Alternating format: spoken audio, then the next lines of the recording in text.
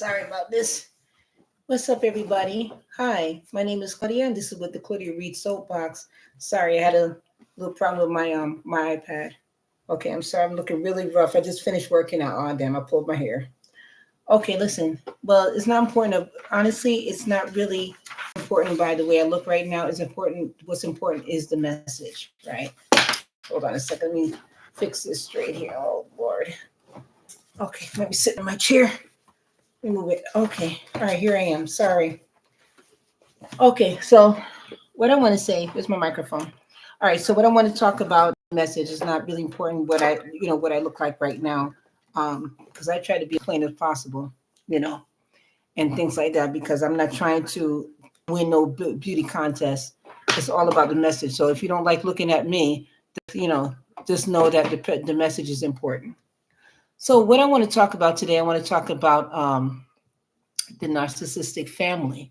Now, when you have a narcissistic family, their goal is often control, right?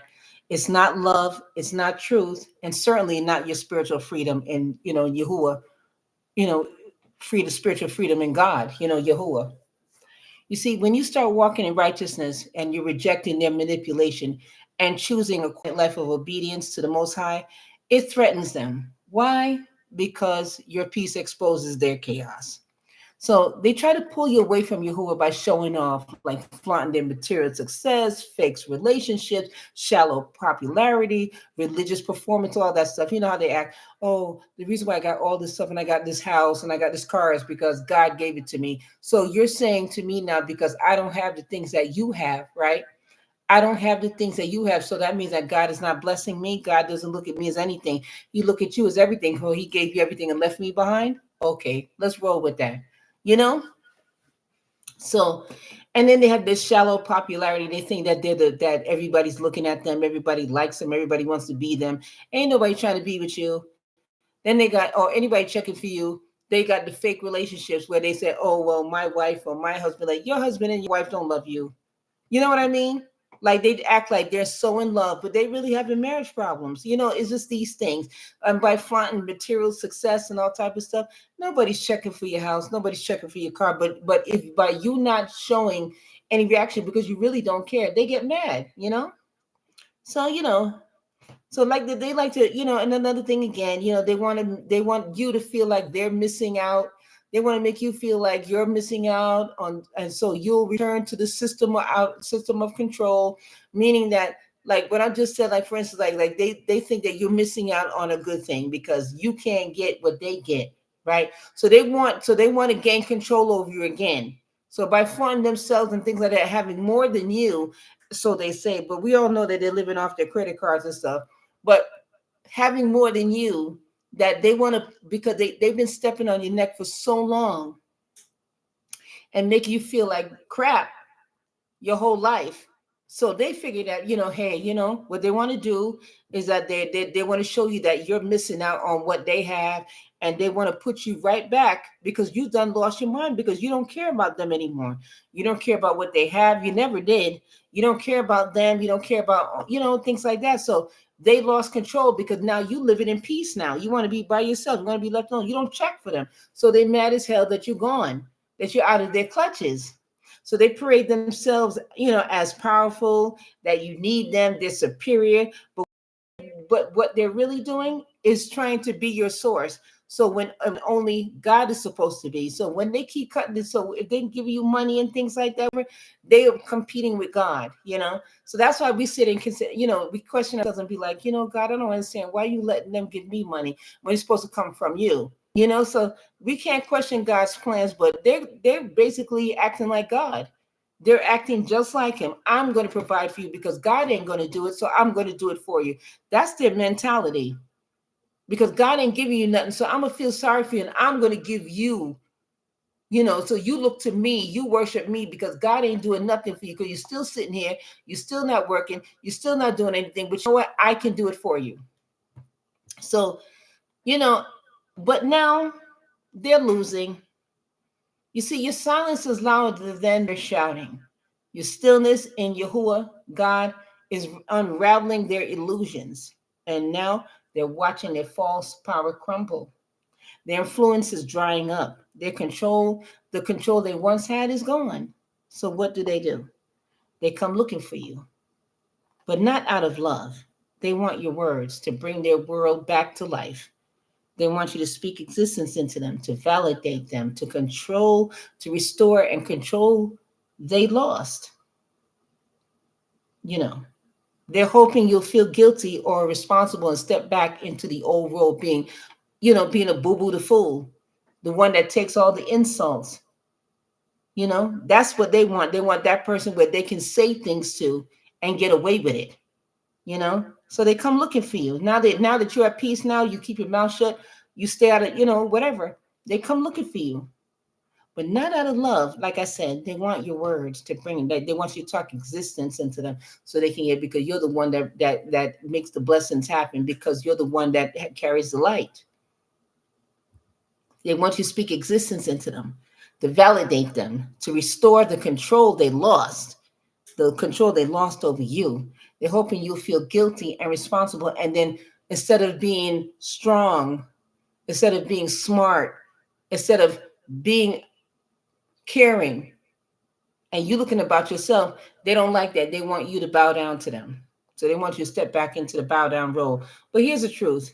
You don't owe them your voice. You don't owe them your peace. And you don't owe them your presence. You've chosen God. You've chosen Yahuwah. And in him you found freedom, clarity, and protection. So let them search. Let them find God the way you did. But you stay planted in truth. You were called out of darkness for a reason. I just wanted to let you know that as a friendly reminder. Trust in God over materialism. Live with faith rather than anxiety. Do sincere prayers. You have to show nobody that you're praying.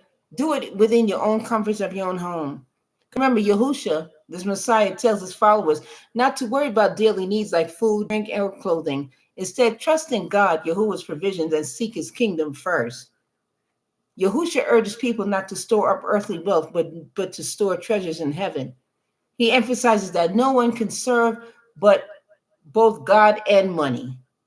For where your treasure is, there your heart will be also. That all of this is in Matthew 6.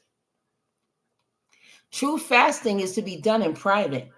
Living like giving and praying is meant to be between the believer and God, meaning that when you fast, you don't tell people. Don't look somber as a hypocrite do. If you're fasting, you keep your mouth shut. Don't tell people you're fasting. That's between you and God. Yahushua condemns hypocritical, showy prayers.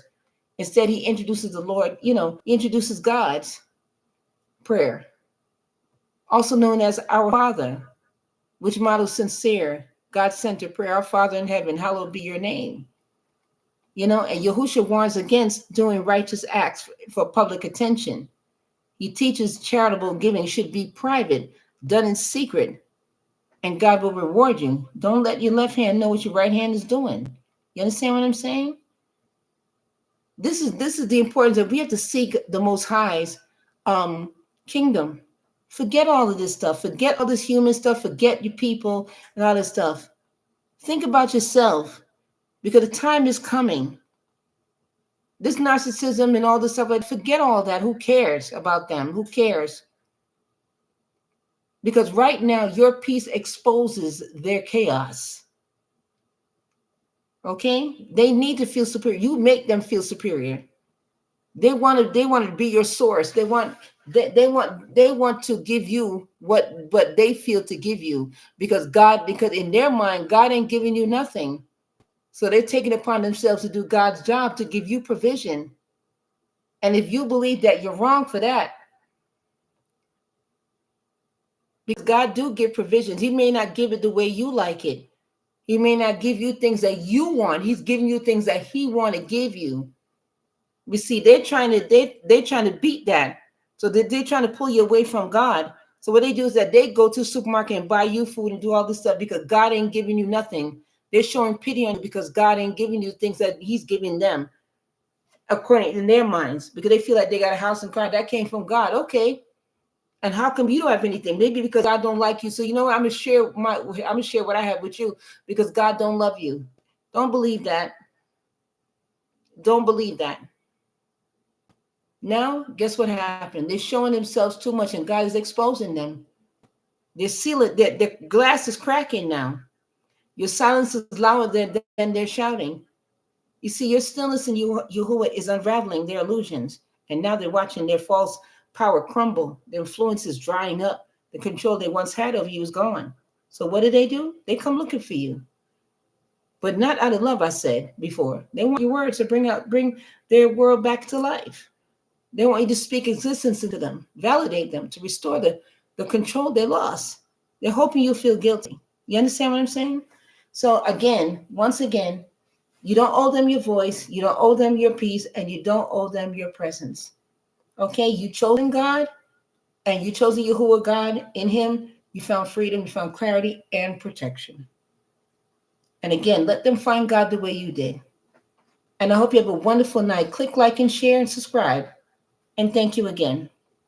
And goodbye.